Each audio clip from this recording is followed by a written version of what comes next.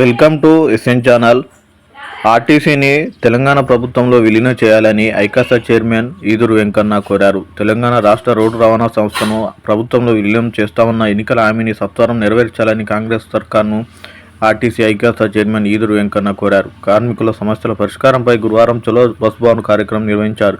ఈ సందర్భంగా ఏర్పాటు చేసిన సభలో ఆయన మాట్లాడుతూ ఆర్టీసీ కార్మికుల సమస్యలన్నీ కాంగ్రెస్ అగ్రనాయకులు సోనియా గాంధీ పుట్టినరోజున డిసెంబర్ 9లోగా పరిష్కరించాలని, ఆర్టీసీలో కార్మిక సంఘాలు పునరుద్ధరించి గుర్తింపు సంఘం ఎన్నికలు నిర్వహించాలని, 2021 వేతన సవరణను ప్రభుత్వ ఉద్యోగులతో సమానంగా చేపట్టాలని, 2017 వేతన సవరణ మేరకు విశ్రాంత ఉద్యోగులకు అలవెన్సులు పెంచాలని, మహాలక్ష్మి పథకం కింద మహిళలకు ఉచిత బస్ పాసులు ఇవ్వాలి, గతంలో వివిధ కేసుల్లో ఉద్యోగాలపైన కార్మికులందరినీ తిరిగి చేర్చుకోవాలని వారు విన్నవించారు.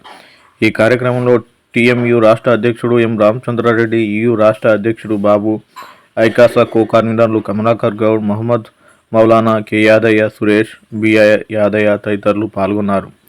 మరిన్ని అప్డేట్ కోసం ఎస్ఎన్ ఛానల్ సబ్స్క్రైబ్ చేయండి. Thank you.